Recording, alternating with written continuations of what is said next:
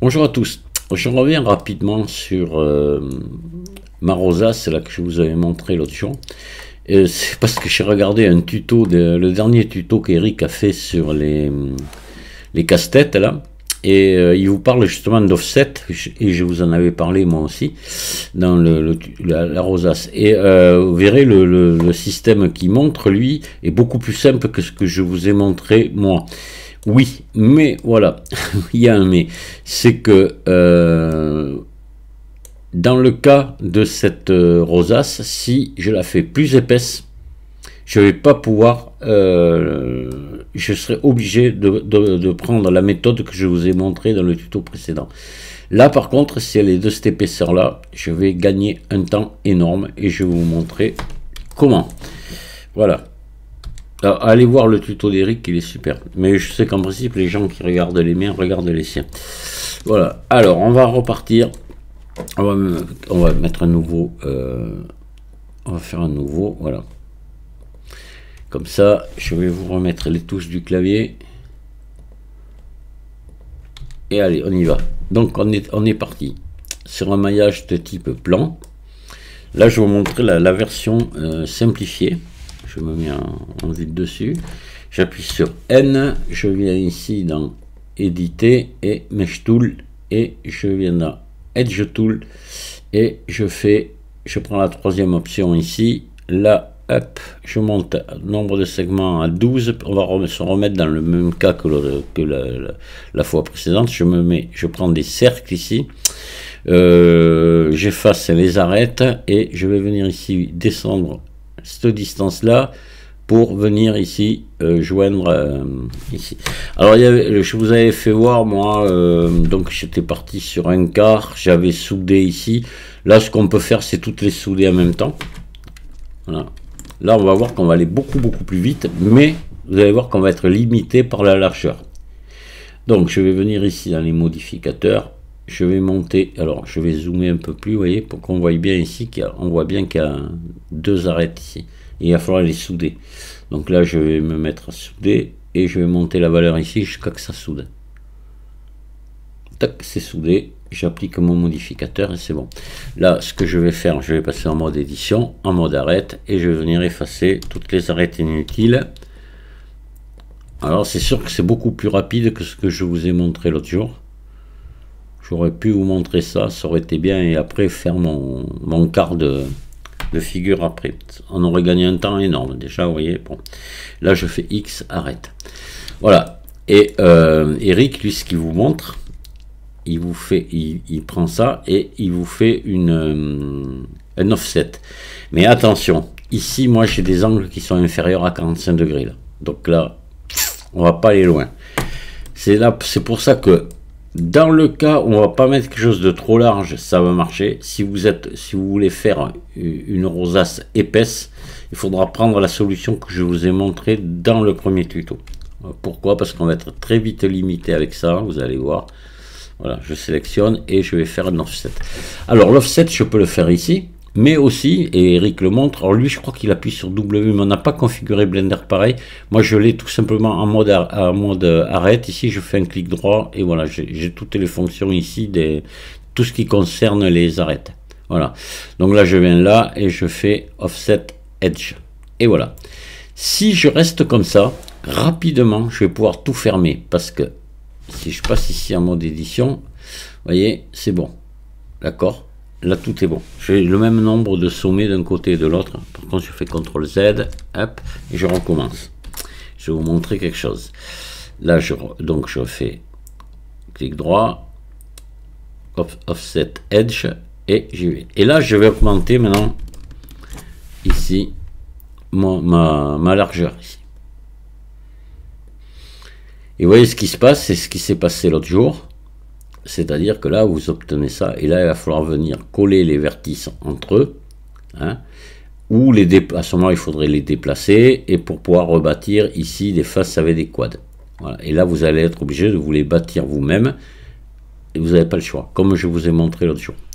Maintenant, hein, là, ça rejoint ce qu'a montré Eric. Si vous descendez ici la largeur, et que vous êtes là, et bien, pour fermer, vous faites à la place de décalage ici, vous mettez tout simplement extruder.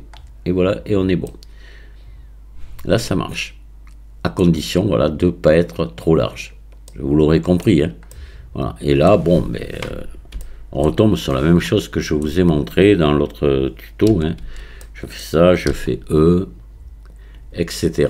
Je viens mettre des biseaux et puis une subdivision de surface derrière, et voilà.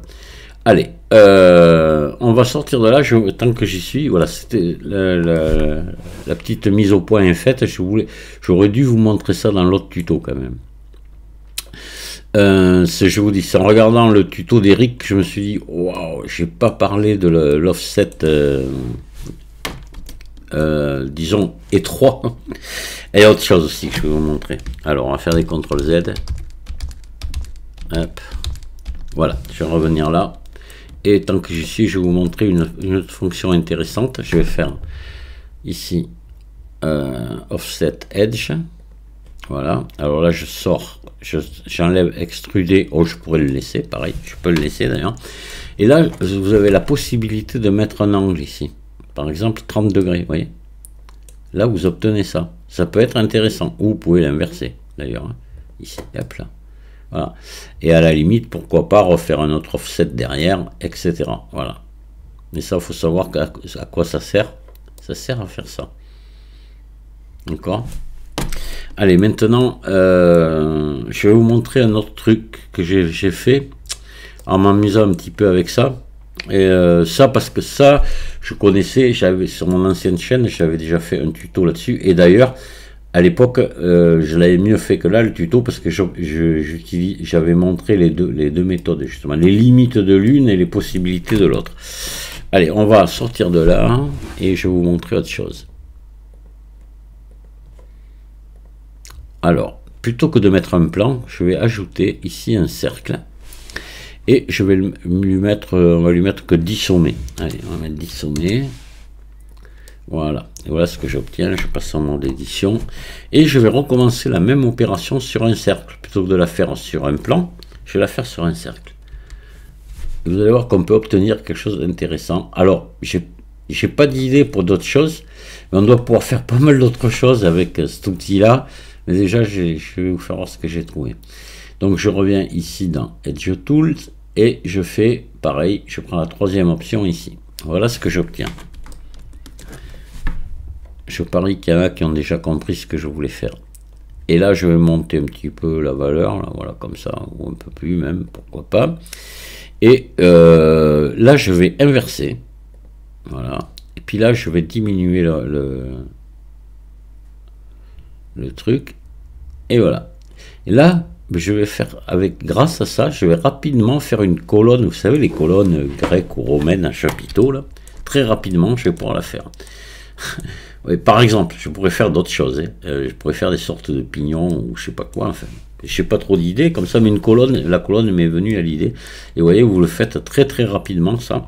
Donc là, maintenant, ce que je fais X, arrête, efface seulement. Je resélectionne tout. Je fais F.